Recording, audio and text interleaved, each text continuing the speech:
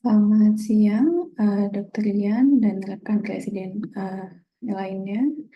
Pada siang hari kali ini, saya akan mempresentasikan dan akan membahas terkait modul psikoterapi psikodinamika terkait defense mechanism, karakteristik ego, dan hubungannya dengan superego.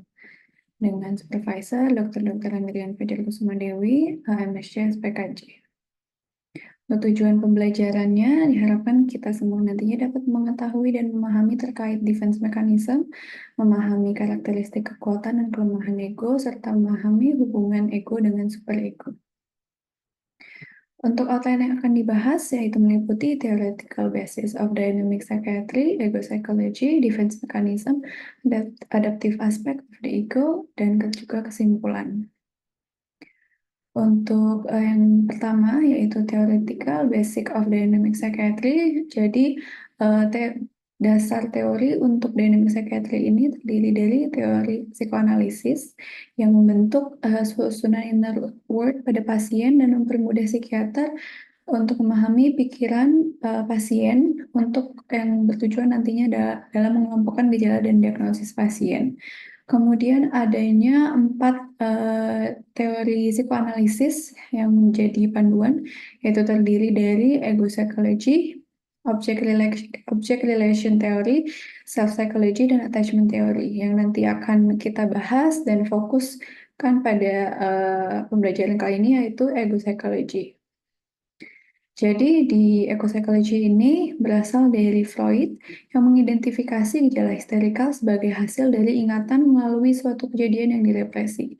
Dan kemudian ia melakukan hipotesis bahwa intervensi psikoterapi ini dapat membantu membangkitkan ingatan yang direpresi. Namun meskipun begitu, model topografi ini bertentangan dengan adanya resistensi pada pasien yang Freud temui, di mana beberapa ingatan bisa saja tidak dapat dibangkitkan dan dapat menjadi bentuk defense mechanism atau yang diartikan mekanisme pertahanan secara unconscious dan bersifat inaccessible. Mekanisme ini yang membuat Freud menyimpulkan bahwa ego memiliki komponen conscious dan unconscious. Seperti kita lihat dulu contoh kasusnya, yaitu seorang pria muda mengalami kelumpuhan pada lengannya yang sebagai bentuk dari represi perasaan marah kepada ayahnya. Kemudian ia bisa mendapatkan kembali kekuatan lengannya dengan mengenali keinginan dari alam bawah sadarnya melalui verbalisasi dan mengekspresikan kemarahan kepada ayahnya.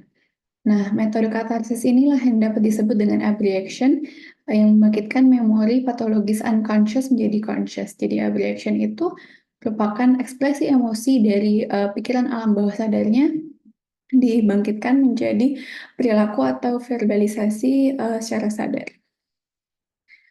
Kemudian kita lihat hubungan ego dengan id dan superego, di mana ego ini perlu dibedakan dengan id atau instinctual drives. Nah, aspek conscious dari ego meliputi fungsi eksekutif dalam membuat suatu keputusan dan integrasi dari pemahaman. Kemudian aspek unconsciousnya ego meliputi mekanisme pertahanan yang akan kita bahas pada pembelajaran kali ini, yang meliputi represi yang ditekankan oleh Freud. Kemudian juga dapat berlawanan dengan powerful instinctual drives atau id yang di mana lebih spesifik terkait libido dan agresi. Nah, id merupakan intrapsychic agency secara unconscious pada keluarnya ketegangan pada seseorang dan dikontrol oleh aspek unconscious dari ego dan superego. Kemudian suatu konflik itu dapat membentuk suatu kecemasan yang berakhir pada munculnya mekanisme pertahanan dan mengarah kepada pertentangan antara id dan ego. Nah, gejala yang ditimbulkan merupakan bentuk dari pertahanan yang berlawanan dengan keinginan dan pemuasan dari id secara tersembunyi. Jadi gejala kecemasan ataupun mekanisme pertahanan itu memang berlawanan dengan keinginan dari pemuasan id. Seperti itu. Kemudian superego termasuk ke dalam unconscious pada kebanyakan bagian, nanti ada topografinya, modelnya. Namun terdapat pula aspek conscious, sehingga superego ini lebih berperan pada hati nurani dan ego yang ideal, dan juga lebih cenderung terhadap pemuasan id dan lebih bersifat unconscious dibandingkan ego. Berikut model topografi antara ego, id, dan superego. Jadi memang tadi yang sudah dibahas superego itu pada banyak bagiannya itu kan merupakan unconscious, tapi juga ada yang bagian yang conscious yang disadari untuk melawan id dan juga ego. Namun dia juga bersifat lebih unconscious dari ego, di mana pada model ini ego juga terdiri dari dua ya tadi conscious dan unconscious, sedangkan it hanya unconscious saja. Kemudian untuk contoh kasus dari materi ini adalah adanya seorang akuntan dengan gangguan kepribadian obsesif kompulsif yang selalu mengkhawatirkan pimpinan kerjanya akan marah kepada dirinya dan ia diam-diam membenci bosnya. Kecemasan dirinya terhadap bosnya merupakan sebuah proyeksi dari keinginannya untuk marah kepada bosnya dan memberitahukan bosnya mengenai isi pikirannya mengenai bosnya tersebut. Nah, sebagai mekanisme pertahanan secara unconscious, ia bersikap manis dan patuh kepada bosnya untuk memastikan bahwa ia tidak dituduh membenci bosnya. Hingga bosnya merasa sikapnya ini aneh dan menjengkelkan dan justru menimbulkan ketegangan di antara keduanya. Nah, dengan kata lain, sikap baik akuntan tersebut berlawanan dengan kemarahan yang ada di alam bawah sadarnya atau keinginan bawah sadarnya, sehingga menghasilkan ekspresi yang justru lebih lemah dari agresivitas atau keinginannya untuk marah tersebut. Kemudian kita masuk kepada defense mechanism, di mana pada awalnya Freud fokus pada mekanisme pertahanan represi saja. Namun kemudian Anna Freud yang merupakan anaknya Freud menjabarkan beberapa mekanisme pertahanan yang nantinya akan terdiri dari banyak mekanisme pertahanan. Dan ia menyadari bahwa mekanisme pertahanan inilah yang dapat menjadi resistensi pada sebuah intervensi atau treatment. Anna Freud juga melakukan analisis bahwa adanya perubahan dari pembentukan gejala neurotik saja menjadi kepribadian yang patologis ataupun gangguan kepribadian yang sebenarnya didasari dari mekanisme pertahanan seseorang. Nah, seluruh jenis mekanisme pertahanan ini bersifat untuk melindungi ego yang berlawanan dengan keinginan dan naluri dari it. Kemudian mekanisme pertahanan juga bisa menjadi barometer dari kesehatan psikologis seseorang. Namun meskipun begitu, seseorang dapat menggunakan mekanisme pertahanan yang berbeda-beda, imatur ataupun matur, bisa keduanya juga pada kondisi tertentu. Nah, kemudian untuk defense mechanism jenis yang pertama yaitu adanya jenis yang primitive defenses. Jadi defense atau mekanisme pertahanan yang paling imatur nantinya akan terdiri dari 10. Jadi yang pertama itu adalah splitting, di mana seseorang itu melihat sudut pandang yang berlawanan dan hanya hitam putih tanpa adanya area abu-abu di antaranya. Kemudian yang kedua itu adalah proactive identification, di mana adanya tekanan yang diproyeksikan kepada orang lain dan orang lain mempercayai apa yang diproyeksikan kepadanya. Kemudian yang ketiga itu adalah defense mechanism projection, di mana tekanan yang diproyeksikan kepada orang lain itu dengan orang lain yang menjadi targetnya itu tidak berganti-ganti. Jadi hanya satu orang yang memang diproyeksikan oleh seorang yang mengalami mekanisme pertahanan projection. Kemudian mekanisme pertahanan denial itu berupa menghindari dan mengabaikan realita eksternal yang memang dirasanya sulit dihadapi. Kemudian untuk mekanisme pertahanan dissociation, dirinya itu terpisah dengan sebuah kejadian ataupun hingga identitasnya, memorinya, kesadarannya, atau persepsinya. Kemudian dilanjutkan untuk primitive defenses, ada idealization, jadi menghubungkan kesempurnaan pada orang lain dengan perasaan iri dan dengki. Dan untuk acting out itu melakukan aksi sesuai dengan keinginannya secara unconscious atau fantasinya secara impulsif. Kemudian untuk somatization, jadi mengkonversi perasaan yang menyakitkan atau tidak menyenangkan pada gejala fisik, hingga ia sendiri juga terfokus pada gejala fisiknya. Kemudian untuk defense mechanism regulation, jadi dia hingga berperilaku seperti pada fase perkembangan yang lebih muda dari usianya untuk seperti menghindari perasaan yang tidak menyenangkan atau suatu kejadian yang tidak menyenangkan. Kemudian schizoid fantasi, adanya penarikan diri ke dalam dunia fantasi. Jadi semua hal yang dilakukan pada defense mechanism ini memang ditujukan untuk menghindari perasaan yang tidak menyenangkan ataupun menutupi perasaan yang menyakitkan. Kemudian jenis yang kedua yaitu higher level neurotic defenses. Jadi bisa dibilang seperti mekanisme pertahanan yang kurang adaptif atau lebih ke neurotik. Nah, ini ada beberapa. Inti yang pertama adalah introjection, yaitu internalisasi diri hingga menjadi mirip seperti orang lain. Jadi dia berlaku seperti mirip pada orang lain dan akan dibedakan dengan identification, di mana dia akan menjadi seperti orang lain namun meyakini hal tersebut adalah dirinya. Sedangkan introjection itu dia hanya menjadi mirip seperti orang lain tapi tidak meyakini bahwa uh, uh, objek yang dia miripkan itu adalah dirinya. Gitu. Kemudian yang ketiga adalah displacement, yaitu memindahkan perasaan pada suatu objek atau orang lain. Jadi perasaan marahnya, perasaan tidak menyenangkannya dia lampiaskan kepada objek atau orang lain.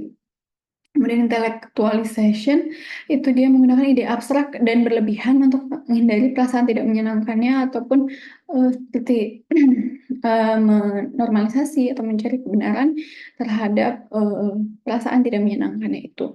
Kemudian isolation of effect, jadi memisahkan pikirannya dengan perasaan atau afek untuk menghindari perasaan yang tidak menyenangkan. Jadi sama ya untuk semua defense mechanism ini adalah tujuannya menghindari perasaan yang tidak menyenangkan. Kemudian dilanjutkan untuk defense yang high level neurotik ini adanya rationalization, yaitu mencari pembenaran atas perilaku atau pikiran yang tidak sesuai. Kemudian sexualization, jadi mengalihkan sebuah objek atau perilaku kepada hal yang berkaitan dengan seksual. Kemudian reaction formation, yaitu mengubah suatu keinginan yang tidak sesuai menjadi berkebalikannya, dan repression inilah yang dia repression ini dengan cara tadi ya yang difokuskan dari Freud itu jadi mengeluarkan perasaan atau memblok ide atau perasaan yang tidak sesuai untuk mencegahnya masuk ke dalam alam bawah sadarnya, yaitu inner state-nya. Nah, kemudian undoing inilah yang berkebalikan, melakukan aksi yang berkebalikan dari perasaannya. Dan ini merupakan aksi dari reaksi formasi. Jadi kalau reaksi formasi itu hanya mengubah suatu keinginannya atau perasaannya yang menjadi berkebalikannya, namun undoing itu hingga melakukan aksi dari reaksi formasinya itu. Nah, kemudian masuk kepada jenis defense mechanism yang ketiga, yaitu mature defense. Nah, ini terdiri dari 6 jenis. Yang pertama adalah humor, yaitu mencari unsur komik atau mungkin mencari unsur hal yang lucu ataupun humor, ataupun juga bisa ironi pada situasi yang sulit atau perasaan yang tidak menyenangkan. Kemudian suppression itu berusaha tidak mendalami perasaan atau rangsangan yang tidak menyenangkan namun dilakukan secara sadar. Jadi berbeda dengan yang sebelumnya, yaitu misalnya secara tidak sadar itu seperti represi atau misalnya tadi ada denial, itu kan dilakukan secara tidak sadar. Namun kalau ini tidak menginternalisasi suatu perasaan yang dilakukan dengan secara sadar. Kemudian asceticism, jadi berusaha mengeliminasi rasa menyenangkan karena memang adanya konflik internal untuk mengalihkannya kepada tindakan yang berbasis spiritual. Kemudian altruism itu mengutamakan kebutuhan orang lain dibandingkan kebutuhan diri sendiri dengan tujuan membangun dan berpartisipasi di masyarakat. Kemudian anticipation, yaitu menunda suatu kepuasan dengan merencanakan pencapaian berikutnya. Dan terakhir sublimation, yaitu mengubah tujuan internal yang kurang sesuai menjadi tujuan yang dapat diterima secara umum. Kita masuk kepada adaptive aspects of the ego. Jadi selain aspek defensif, Heinz Hartmann ini fokus terhadap aspek non-defensif dari ego, di mana terlepas dari it dan terfokus pada dunia luar.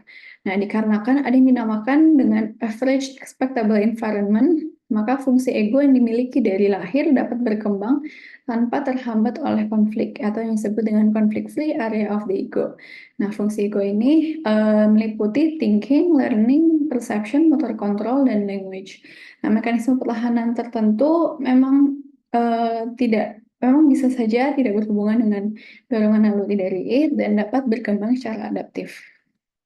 Nah, kemudian selain Hartmann tadi, Belak et al. Di tahun 1973 juga menyusun fungsi ego secara sistematis berdasarkan penelitian dan evaluasi klinis yang meliputi fungsi ego sebagai reality testing, impulse control, thought process, judgment, synthetic integrative functioning, mastery competence, serta primary and secondary autonomy yang tadi berdasarkan Hartmann.